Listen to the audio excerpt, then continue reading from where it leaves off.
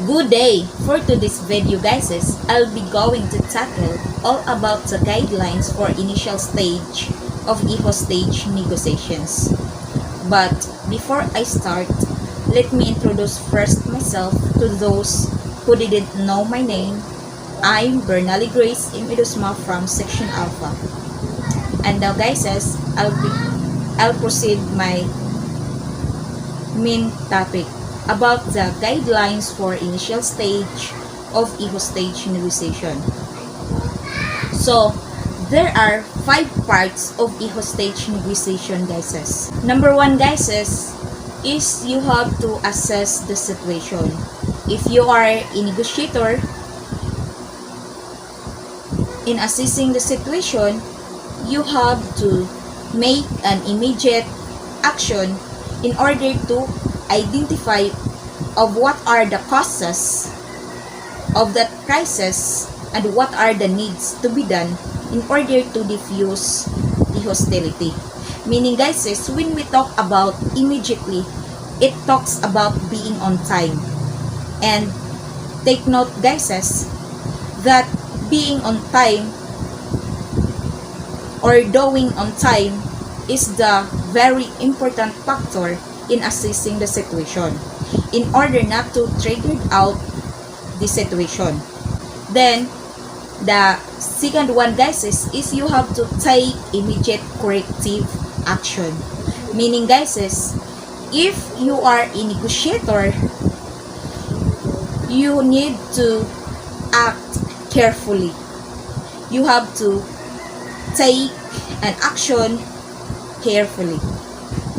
So guys, if you are the negotiator, then what are you going to do? You have to separate the combatants and isolate from each other. Meaning guys, that if you are the negotiator, you have to separate the hostage victim from the hostage taker. Then if there is a chances guys that if there is a chances on arresting the hostage taker, then you have to do it immediately in order to get removed. If you can see guys, that there are the people that being involved will be affected guys, then do not arrest the hostage taker. Then the medical help is needed, then you have to provide appropriate medication guys, since it is the responsibility of a negotiator. Then the next one guys is you have to listen and observe. So if you are a negotiator that assists in that situation guys, the most effective techniques that you are going to do is to make an effort in order to see what are the exact happening. As a negotiator guys, do not be judgmental. And then guys, you have to give a devote and full attention to what the principal actors in that crisis are saying or doing. So if you are a negotiator guys, we all know that it is not easy in assessing the situation. That's why you have to take an action carefully. So as a negotiator guys, it is needed to give a full attention to a principal actors or a hostage negotiator if what are his demand. By listening the principal actors guys or to the hostage taker, his focus will be converted on the demand that he asked instead of focusing to the victim guys. And through that way guys, you can easily arrest the hostage taker. Then number 4 guys is employ crisis situation one of the most effective techniques through the following. So, in assessing the situation, guys, or the crisis situation, there are effective techniques that you need to do in order to fix the situation. The first that you need to do, guys, is keep a low voice and speaking slowly. The second one, guys, is keeping nonverbal communication open and indicates a willingness to listen. So, in order to indicates a willingness to listen, guys, you have to keep nonverbal communication open.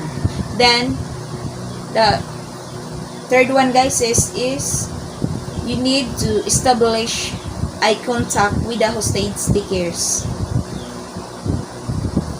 since it will indicate sincerity and willingness to listen. The next one, guys, is touching the hostage takers while talking, since it will establish trust and help and keep the lines communication open. So by touching the hostage taker, guys, while talking, it makes him open and he can say anything of what are main reasons why he make a crime. Then the next one, guys, is write the follow-up report. Why do the negotiator needed to write the follow-up report? So the negotiator, guys, needed to write a follow-up report, since there are different kinds of hostage takers, and it will be discussed by the next reporter. The negotiator, guys, also need to write a follow-up report in order to assess of what kind of a hostage taker, of what are the needs of a negotiator that will assist on that particular kinds of hostage taker. If he needed a psychologist, or a female counseling, or a spiritual guidance counselor, or among others, guys. And the next one, guys, is the crisis negotiating team. So the crisis negotiating team, guys, the CNT, guys, are also called the crisis management team, that provides verbal and tactical support of a SWAT team and is responsible for controlling a breakage suspect or hostage situation. And their main goal, guys, that they need to meet is for the safety of all the people involved in that crisis situation. Then the next one, guys, is the safe release or rescue of a hostage. And the third one, guys, is the apprehension and the prosecution of a hostage takers.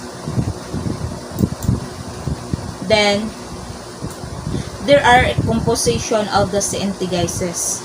So there are 4 composition of the CNT, or the composition of a crisis negotiating team. The first one, guys, is the primary negotiator. The second one, guys, is the secondary negotiator. The third one is the psychologist. And the last one is the intelligence coordinator. And this composition, guys, will be discussed by the next reporter also. So, guys, in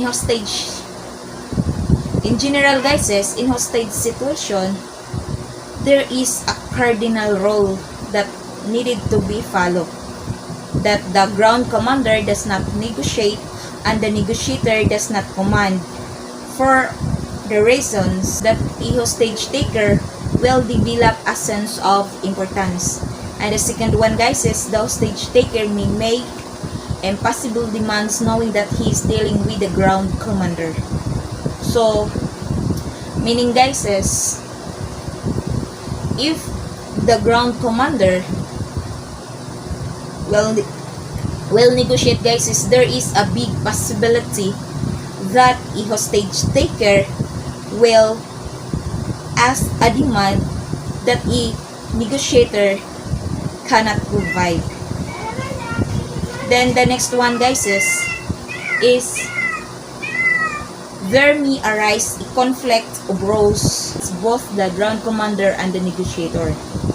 In order to avoid that conflict guys, you have to follow the cardinal role of this CNC composition. And that's all guys.